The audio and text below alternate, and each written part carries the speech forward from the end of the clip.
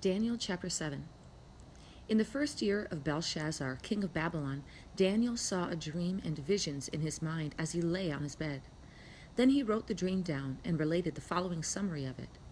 Daniel said, I was looking in my vision by night, and behold, the four winds of heaven were stirring up the great sea, and four great beasts were coming up from the sea, different from one another.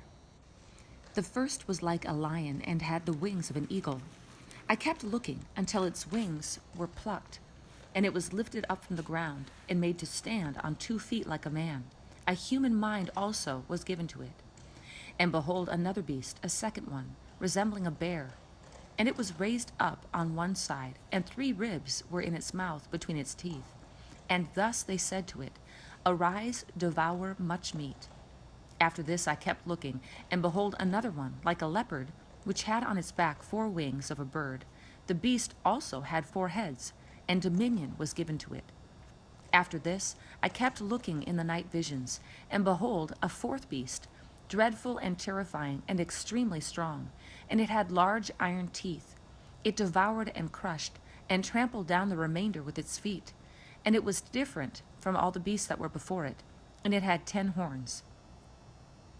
While I was contemplating the horns, behold, another horn, a little one, came up among them. And 3 of the first horns were pulled out by the roots before it. And behold, this horn possessed eyes like the eyes of a man, and a mouth uttering great boasts. I kept looking until thrones were set up, and the Ancient of Days took his seat. His vesture was like white snow, and the hair of his head like pure wool. His throne was ablaze with flames. Its wheels were a burning fire. A river of fire was flowing and coming out from before him. Thousands upon thousands were attending him, and myriads upon myriads were standing before him. The court sat, and the books were opened. Then I kept looking because of the sound of the boastful words which the horn was speaking. I kept looking until the beast was slain, and its body was destroyed and given to the burning fire. As for the rest of the beasts, their dominion was taken away, but an extension of life was granted to them for an appointed period of time. I kept looking in the night visions, and behold, with the clouds of heaven, one like a son of man was coming. And he came up to the Ancient of Days, and was presented before him. And to him was given dominion, glory, and a kingdom, that all the peoples, nations, and men of every language might serve him.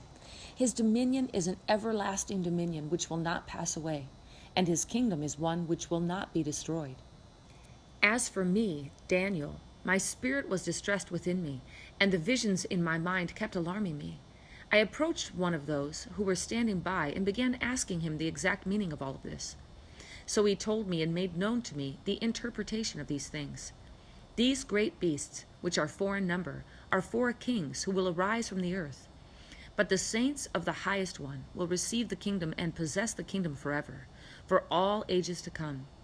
Then I desired to know the exact meaning of the 4th beast, which was different from all the others, exceedingly dreadful, with its teeth of iron and its claws of bronze, and which devoured, crushed, and trampled down the remainder with its feet, and the meaning of the 10 horns that were on its head, and the other horn which came up, and before which 3 of them fell, namely that horn which had eyes and a mouth uttering great boasts, and which was larger in appearance than its associates.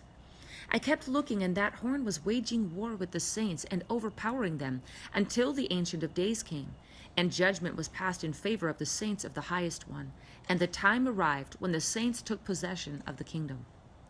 Thus he said, The 4th beast will be a 4th kingdom on the earth, which will be different from all the other kingdoms, and it will devour the whole earth and tread it down and crush it.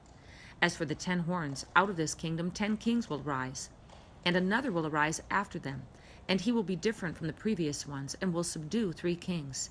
And he will speak out against the Most High, and wear down the saints of the highest one.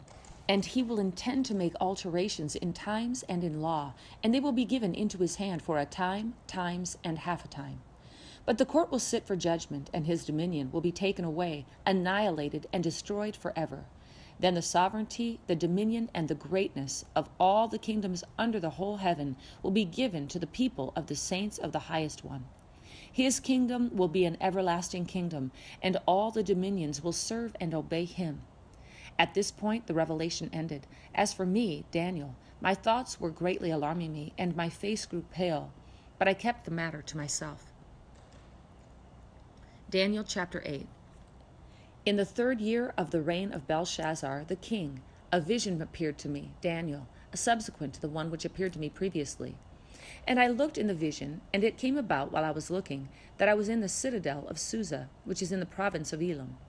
And I looked in the vision, and I myself was beside the Ulai canal. Then I lifted my gaze and looked, and behold, a ram which had 2 horns was standing in front of the canal. Now the 2 horns were long, but one was longer than the other, and the longer one coming up last. I saw the ram butting westward, northward, and southward, and no other beast could stand before him, nor was there anyone to rescue from his power, but he did as he pleased and magnified himself. While I was observing, behold, a male goat was coming from the west over the surface of the whole earth without touching the ground. And the goat had a conspicuous horn between his eyes. And he came up to the ram that had the 2 horns, which I had seen standing in front of the canal, and rushed at him in his mighty wrath. And I saw him come beside the ram, and he was enraged at him. And he struck the ram and shattered his 2 horns. And the ram had no strength to withstand him. So he hurled him to the ground and trampled on him, and there was none to rescue the ram from his power. Then the male goat magnified himself exceedingly. But as soon as he was mighty, the large horn was broken, and in its place there came up 4 conspicuous horns toward the 4 winds of heaven. And out of one of them came forth a rather small horn, which grew exceedingly great toward the south, toward the east, and toward the beautiful land. And it grew up to the host of heaven, and caused some of the host of some of the stars to fall to the earth, and it trampled them down. It even magnified itself to be equal with the commander of the host. And it removed the regular sacrifice from him, and the place of his sanctuary was thrown down.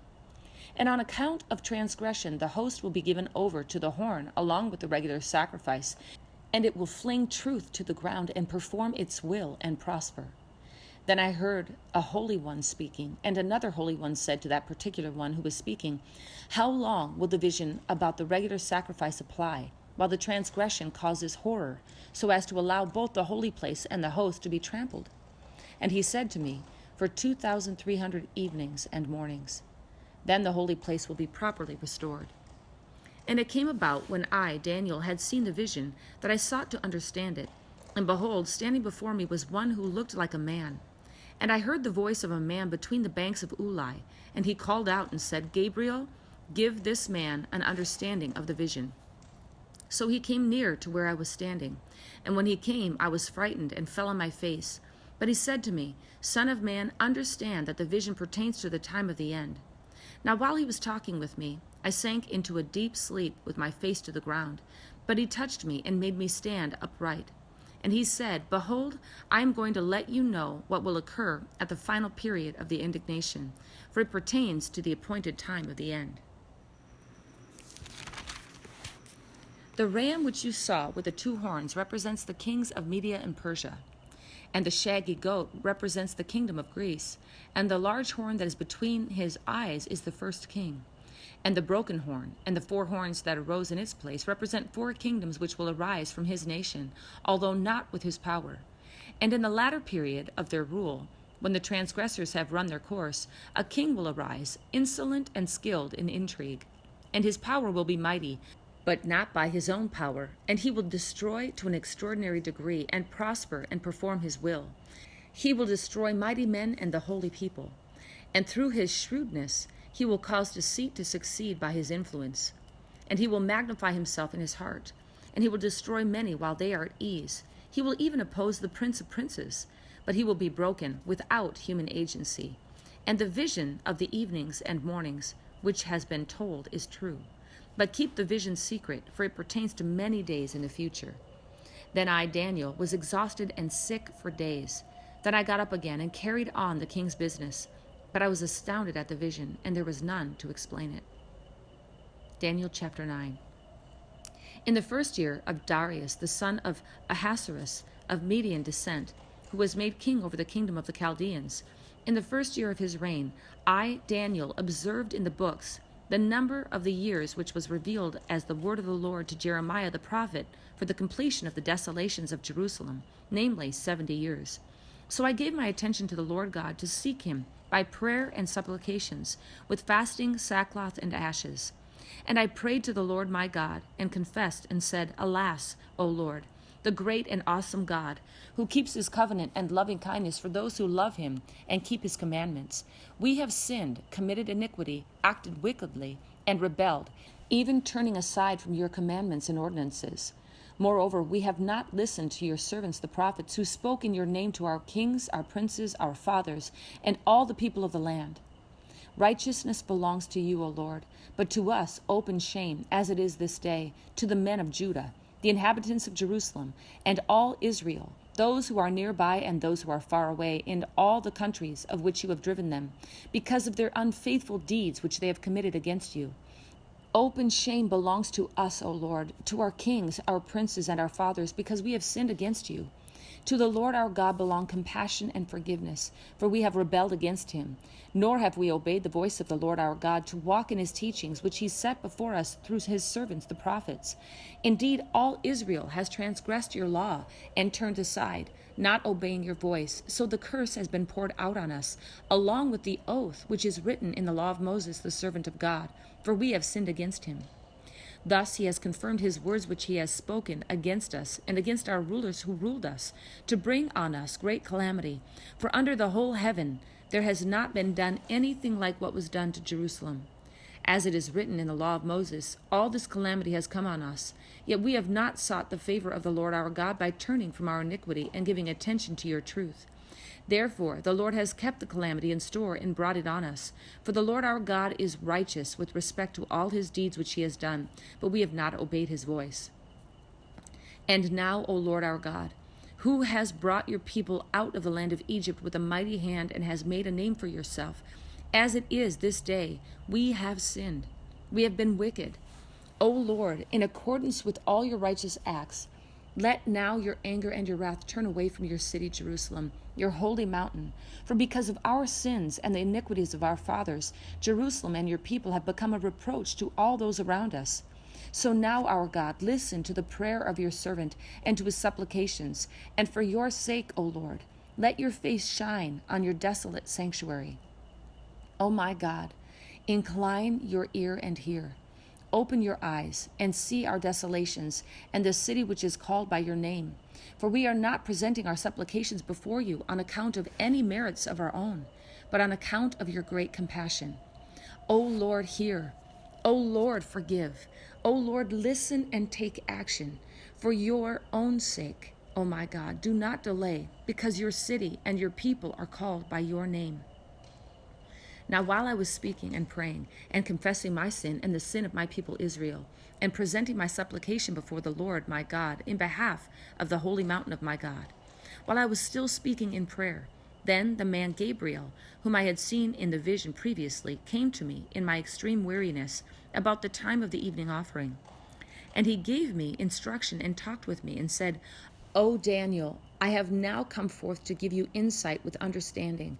At the beginning of your supplications, the command was issued, and I have come to tell you, for you are highly esteemed. So give heed to the message and gain understanding of the vision. 70 weeks have been decreed for your people and your holy city to finish the transgression, to make an end of sin, to make atonement for iniquity, to bring in everlasting righteousness, to seal up vision and prophecy, and to anoint the most holy place. So you are to know and discern that from the issuing of the decree to restore and rebuild Jerusalem until Messiah the Prince, there will be 7 weeks and 62 weeks. It will be built again, with plaza and moat, even in times of distress. Then, after 62 weeks, the Messiah will be cut off and have nothing, and the people of the Prince who is to come will destroy the city and the sanctuary, and its end will come with a flood. Even to the end there will be war. Desolations are determined. And he will make a firm covenant with the many for 1 week. But in the middle of the week he will put a stop to sacrifice and grain offering. And on the wing of abominations will come one who makes desolate, even until a complete destruction. One that is decreed is poured out on the one who makes desolate. Daniel chapter 10. In the 3rd year of Cyrus, king of Persia, a message was revealed to Daniel, who was named Belteshazzar. And the message was true and one of great conflict, but he understood the message and had an understanding of the vision. In those days, I, Daniel, had been mourning for 3 entire weeks. I did not eat any tasty food, nor did meat or wine enter my mouth, nor did I use any ointment at all, until the entire 3 weeks were completed. And on the 24th day of the first month, while I was by the bank of the great river, that is, the Tigris, I lifted my eyes and looked, and behold, there was a certain man dressed in linen, whose waist was girded with a belt of pure gold of Uphaz. His body also was like beryl, his face had the appearance of lightning, and his eyes were like flaming torches, his arms and feet like the gleam of polished bronze, and the sound of his words like the sound of a tumult. Now I, Daniel, alone saw the vision, while the men who were with me did not see the vision. Nevertheless, a great dread fell on them, and they ran away to hide themselves.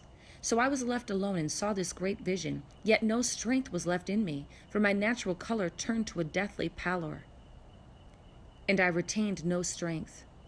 But I heard the sound of his words, and as soon as I heard the sound of his words, I fell into a deep sleep on my face, with my face to the ground. Then behold, a hand touched me, and set me trembling on my hands and knees. And he said to me, O Daniel, man of high esteem, understand the words that I am about to tell you, and stand upright, for I have now been sent to you. And when he had spoken this word to me, I stood up trembling. Then he said to me, Do not be afraid, Daniel, for from the first day that you set your heart on understanding this and on humbling yourself before your God, your words were heard, and I have come in response to your words. But the prince of the kingdom of Persia was withstanding me for 21 days. Then behold, Michael, one of the chief princes, came to help me, for I had been left there with the kings of Persia. Now I have come to give you an understanding of what will happen to your people in the latter days, for the vision pertains to the days yet future. And when he had spoken to me according to these words, I turned my face toward the ground and became speechless. And behold, one who resembled a human being was touching my lips. Then I opened my mouth and spoke, and said to him who was standing before me, O my Lord, as a result of the vision, anguish has come upon me, and I have retained no strength. For how can such a servant of my Lord talk with such as my Lord? For as for me, there remains just now no strength in me, nor has any breath been left in me. Then this one with human appearance touched me again and strengthened me. And he said, O man of high esteem, do not be afraid. Peace be with you. Take courage and be courageous. Now as soon as he spoke to me, I received strength and said, May my Lord speak, for you have strengthened me. Then he said, Do you understand why I came to you? But I shall now return to fight against the prince of Persia. So I am going forth, and behold, the prince of Greece is about to come. However, I will tell you what is inscribed in the writing of truth. Yet there is no one who stands firmly with me against these forces except Michael, your prince. Daniel chapter 11. And in the first year of Darius the Mede, I arose to be an encouragement and a protection for him. And now I will tell you the truth. Behold, 3 more kings are going to arise in Persia. Then a 4th will gain far more riches than all of them. As soon as he becomes strong through his riches, he will arouse the whole empire against the realm of Greece.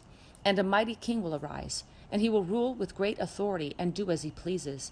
But as soon as he has arisen, his kingdom will be broken up and parceled out toward the 4 points of the compass, though not to his own descendants, nor according to his authority which he wielded, for his sovereignty will be uprooted and given to others besides them. Then the king of the south will grow strong, along with one of his princes, who will gain ascendancy over him and obtain dominion. His domain will be great dominion indeed. And after some years they will form an alliance, and the daughter of the king of the south will come to the king of the north to carry out a peaceful arrangement. But she will not retain her position of power, nor will he remain with his power, but she will be given up along with those who brought her in, and the one who sired her, as well as he who supported her in those times.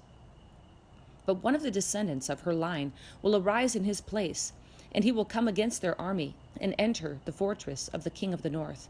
And he will deal with them and display great strength, and also their gods with their metal images and their precious vessels of silver and gold. He will take into captivity for Egypt, and he, on his part, will refrain from attacking the king of the north for some years.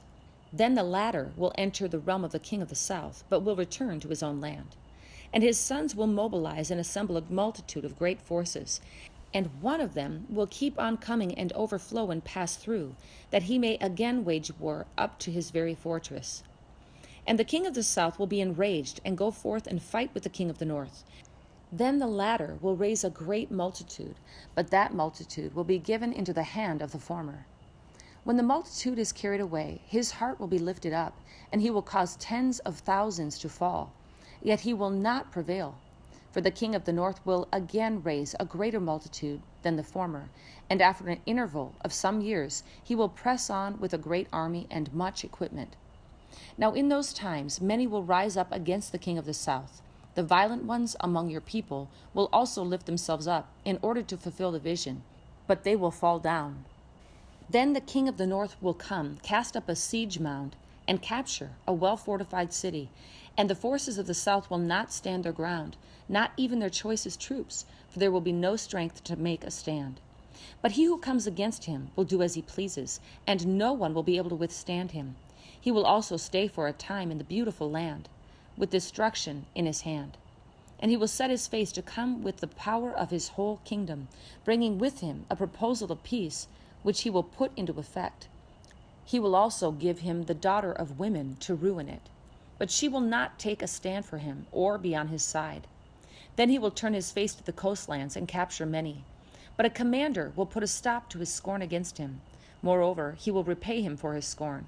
So he will turn his face toward the fortresses of his own land, but he will stumble and fall and be found no more. Then in his place one will arise who will send an oppressor through the jewel of his kingdom. Yet within a few days he will be shattered, though neither in anger nor in battle.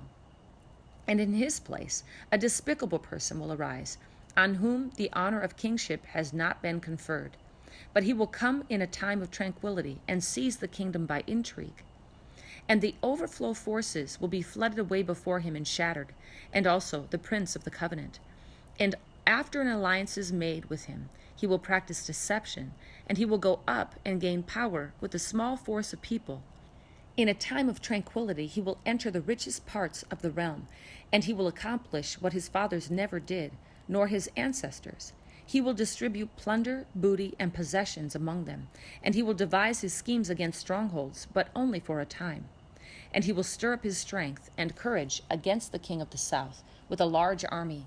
So the king of the south will mobilize an extremely large and mighty army for war. But he will not stand, for schemes will be devised against him. And those who eat his choice food will destroy him, and his army will overflow.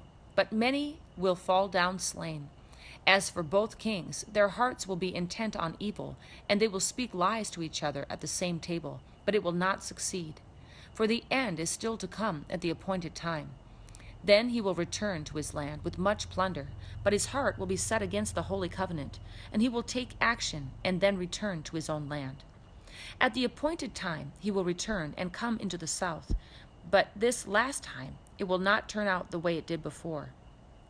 For ships of Kittim will come against him. Therefore he will be disheartened and will return and become enraged at the holy covenant and take action. So he will come back and show regard for those who forsake the holy covenant. And forces from him will arise, desecrate the sanctuary fortress, and do away with the regular sacrifice. And they will set up the abomination of desolation.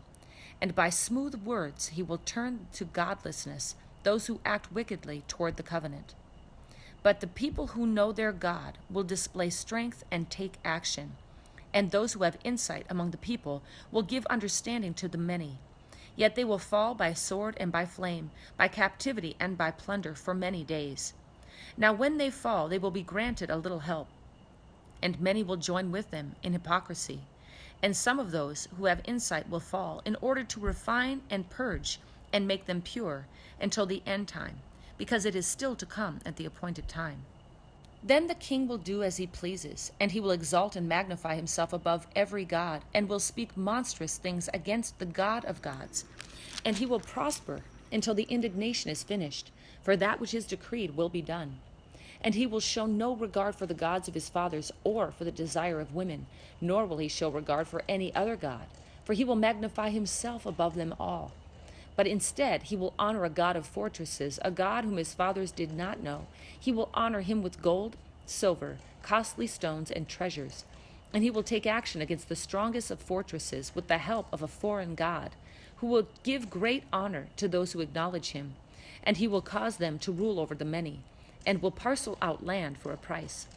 And at the end time, the king of the south will collide with him, and the king of the north will storm against him with chariots, with horsemen, and with many ships. And he will enter countries, overflow them, and pass through.